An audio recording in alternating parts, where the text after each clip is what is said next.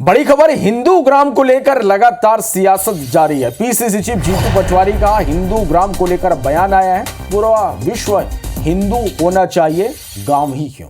ये गांव सिर्फ नफरत फैलाने के लिए बनाया गया है। वोट की राजनीति के लिए हिंदू ग्राम बनाया गया है। नफरत फैलाने वालों से इस देश को बचाना है। हिंदू, मुस्लिम, सिख, ईसाई आपस में भाई भाई, ये संविधान ने सिखाया है। नफरत फैलाने वालों से इस देश को, संविधान को बचाना है। क्या कहा उन्होंने, सुनिए।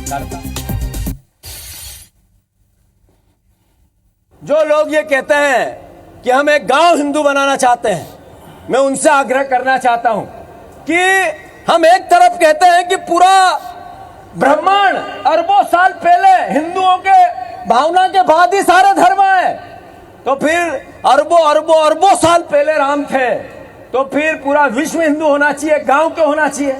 सही है कि गलत?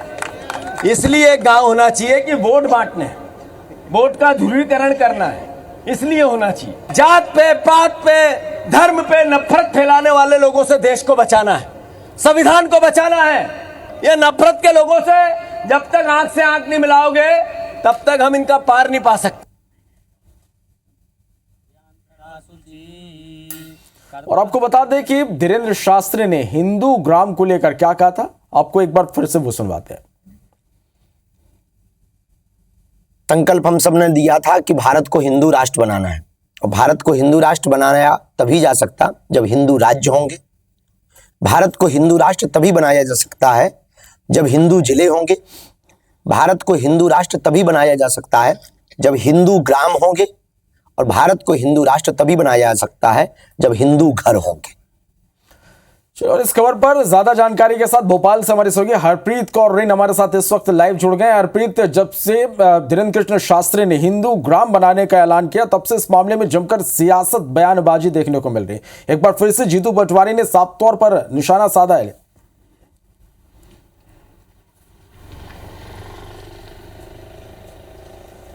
बिल्कुल, देखिए, बुंदेलखंड में कांग्रेस को मजबूत करने निकले कांग्रेस के प्रदेश अध्यक्ष जीतू पटवारी ने बिना किसी का नाम लिए मंच से ही जमकर बीजेपी को कोसा, और उसके साथ ही उन्होंने धीरेन्द्र शास्त्री पर भी हमला बोला। यहाँ पर उन्होंने कहा कि हिंदू राज्य, हिंदू ग्राम बनाने की बात की जा रही है, लेकिन आखिर इसकी ज़रूरत क्यों है? इसकी ज़रूरत इसलिए है क्योंकि नफरत फैलाई जा सके, वोटों को बांटा जा सके, वोटों का ध्रुवीकरण किया जा सके, और इसी मकसद से ये हिंदू ग्राम बनाया जा रहा है। भले ही उन्होंने बागेश्वर धाम पंडित धीरेन्द्र शास्त्री का नाम नहीं लिया, लेकिन साफ समझा जा सकता है जो उनका बयान था, जो हमलावर उनका जो यहाँ पर ये बयान था, वो धीरेन्द्र शास्त्री के लिए था। उन्होंने साफ कहा कि अरबों साल पहले से भगवान राम का अस्तित्व हम मानते हैं, तो ऐसे में फिर पूरा विश्व हिंदू विश्व होना चाहिए, फिर भले एक ग्राम की, एक गांव की क्या जरूरत है। जीतू पटवारी ने यह भी कहा कि मैं गर्व से कहता हूं कि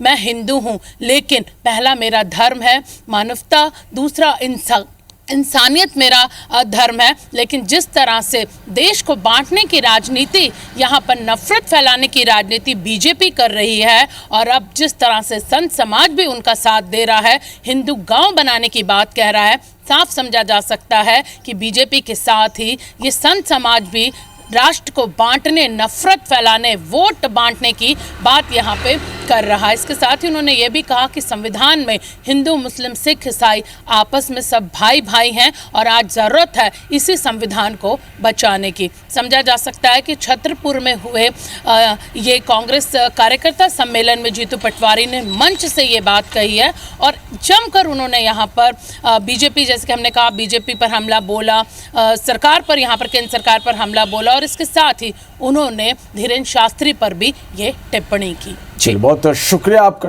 हमारे साथ जुड़ने के लिए, इस तमाम जानकारी के लिए।